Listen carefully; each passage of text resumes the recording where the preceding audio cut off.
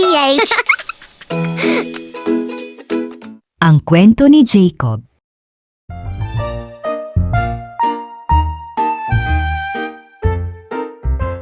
Noong unang panahon, may isang pamilyang espesyal sa mata ng Diyos, sina Isaac at ang kanyang asawang si Rebecca. Sila ay matagal na nananalangin na magkaroon ng mga anak, kaya naman pinakinggan ng Diyos ang kanilang panalangin. Biniyayaan sila ng kambal na anak na lalaki.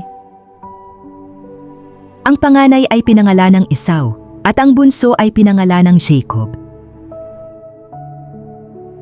Magkaiba ang ugali ng dalawang magkapatid. Si Esau ay malakas at mahilig mangaso sa damuhan at umaakyat sa mga bundok. Si Jacob naman ay tahimik at mahilig manatili sa bahay. Kahit magkaiba sila, pareho silang mahal ng kanilang mga magulang. Higit sa lahat, pareho silang mahal ng Diyos. Isang araw, umuwi si Esau galing sa pangangaso na sobrang pagod at gutom. Lumapit si Esau at nakiusap kay Jacob na bigyan ito ng pagkain. Ngunit si Jacob ay nagkaroon ng masamang ideya. Sinabi niya, "Ibibigay ko ang pagkain kung ibibigay mo sa akin ang karapatang pangpanganay." Dahil sobrang gutom, pumayag si Esau. Pero hindi niya naisip na ang ginawa nila ay hindi tama. Hindi natuwa ang Diyos sa panlilinlang na ito. Lumipas ang mga taon at tumanda na ang kanilang ama na si Isaac. Mahina na ang kanyang paningin. Nais niyang basbasan ang kanyang anak bago siya mawala. Ang nais niyang basbasan ay si Esau. Ngunit narinig ito ni Rebecca at gumawa siya ng plano upang si Jacob ang makatanggap ng basbas. Tinulungan niya si Jacob na magkunwari bilang si Esau. Pumasok si Jacob sa silid ng kanyang ama at tinanggap niya ang basbas na para sana sa kanyang kapatid. Nang malaman ni Esau ang nangyari, siya ay labis na nagalit.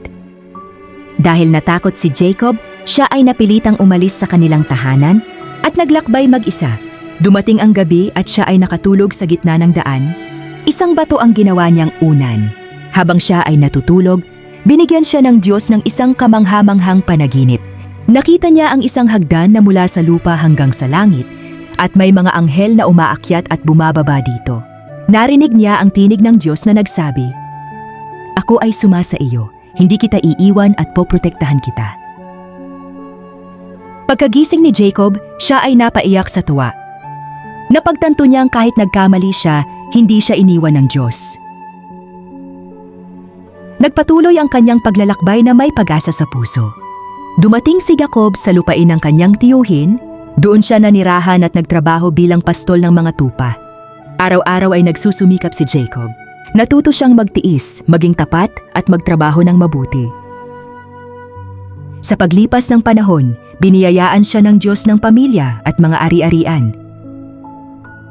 Isang gabi, bago muling bumalik si Jacob sa kanyang lupain, may isang kakaibang pangyayari. Nakipagbuno siya sa isang nilalang buong magdamag. Hindi siya sumuko hanggang sa sumikat ang araw. Pagkatapos nito, sinabi ng Diyos sa kanya, "Hindi ka natatawaging Jacob. Ang pangalan mo ay Israel dahil ikaw ay lumaban at hindi sumuko." Sa sandaling iyon, tuluyang binago ng Diyos ang puso at buhay ni Jacob. Mula sa isang mapanlinlang na tao, siya ay naging isang taong marunong magtiwala at sumunod sa Diyos. Sa huli, nagkita muli sina Jacob at Esau. Sa halip na galit, sila ay nagyakap at nagkapatawaran.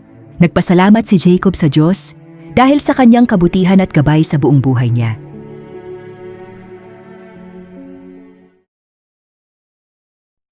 Ang aral ng kwento.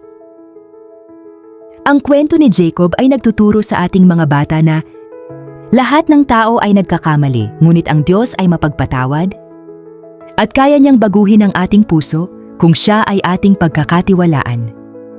Tandaan, mahal ka ng Diyos at hindi ka niya kailanman iiwan. Subscribe to my channel.